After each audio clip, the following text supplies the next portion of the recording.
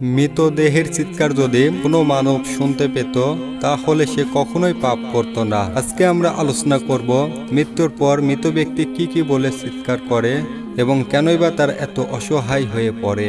উম্মুল মুমিনিন হযরত আয়েশা রাদিয়াল্লাহু তাআলা আনহা হতে বর্ণনা করেন, একদা আমি শয়নকক্ষে বসেছিলাম, এমন সময় অপ্রত্যাশিতভাবে রাসূল সাল্লাল্লাহু আলাইহি সাল্লাম সেখানে আগমন করেন। আমি আমার অভ্যাস অনুযায়ী দাঁড়াতে চাইলে তিনি ইরশাদ করলেন, আয়েশা নিজ স্থানে বসে থাকো।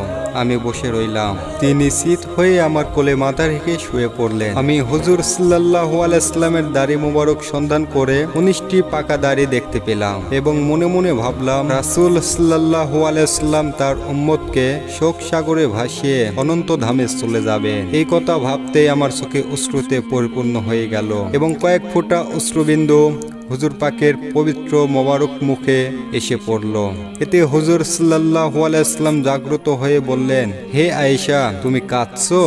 আমি উত্তরে সব কথা খুলে বললাম। হুজুর সাল্লাল্লাহু আলাইহি সাল্লাম বললেন, আয়েশা বলো তো, কোন অবস্থায় মৃতদেহের পক্ষে একেবারে অসহনীয়, অত্যন্ত ভয়াবহ? আমি বললাম, আল্লাহ তাআলা এবং তার রাসূল সাল্লাল্লাহু আলাইহি সাল্লাম এই সম্পর্কে অধিক অবগত। হুজুর সাল্লাল্লাহু আলাইহি সাল্লাম বললেন, ঠিক বলেছ, তবুও বলো তো দেখি। আমি বললাম, মৃত ব্যক্তিকে যখন ঘর হতে বের করা হয়, তার ছেলে মেয়েরা যখন হাই বাবা হাই মা বলে কাঁদতে কাঁদতে পিছনে পিছনে যায়, আর সে যখন হাই পুত্র হাই কন্যা বলতে থাকে, তখনকার অবস্থা অত্যন্ত ভয়াবহ। এছাড়া মৃতদেহ যখন কবরে রেখে তার আত্মীয় স্বজন চলে যায়, তখন তার কৃতকর্ম ছাড়া আর কিছুই তার সাথে থাকে না।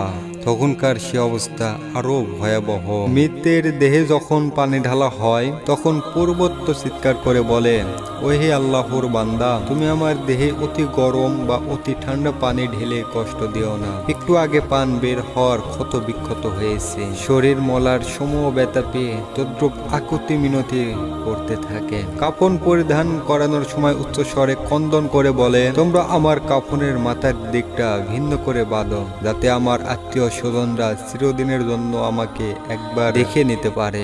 ঘর হতে বের করার সময় মৃতদেহ বলে, হে আল্লাহর বান্দাগণ, আমাকে এত তাড়াতাড়ি ঘর হতে বের করো না। আমার বাড়ি ঘর, আত্মীয় স্বজন, ধন সম্পদ শেষবারের মতো আমাকে দেখার সুযোগ করে দাও। আজ হতে আমার সন্তান এতিম ও স্ত্রী বিধবা হলো, তোমরা তাদের কষ্ট দিও না।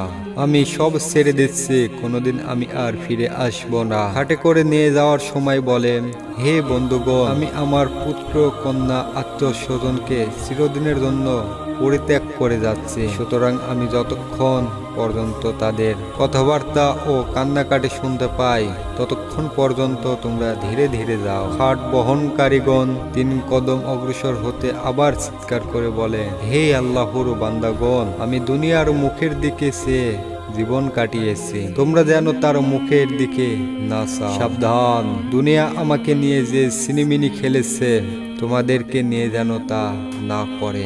আমার অবস্থা দেখে তোমরা সাবধান হও, পরিণতি ভালো হবে। আমি যা সঞ্চয় করেছিলাম তা আমার আত্মীয় স্বজন বন্টন করে নেবে, কিন্তু আমার পাপের বোঝা কেউ বহন করবে না। জানাজা নামাজ সমাপ্ত হওয়ার পর লোকজন চলে যেতে আরম্ভ করবে। আত্মা একেবারে হতাশ হয়ে বলবে, ও হে বন্ধুগণ, এত তাড়াতাড়ি তোমরা আমাকে ছেড়ে কোথায় চললে? দাফন করা পর্যন্ত থাকো। মৃতদেহ কবরে রাখা হলে বলবে, হে আমার উত্তরাধিকারীগণ, আমার জীবনে সঞ্চিত ধন সম্পদ সবকিছু তোমাদের জন্য রেখে গেলাম, তোমরা আমাকে ভুলে যেও না। আমি তোমাদেরকে ইসলামী শিক্ষায় শিক্ষিত করেছি, সুতরাং তোমরা আমার মাগফিরাতের জন্য আল্লাহর কাছে দোয়া করো। আমার শেষ অনুরোধ, আমাকে ভুলে যেও না।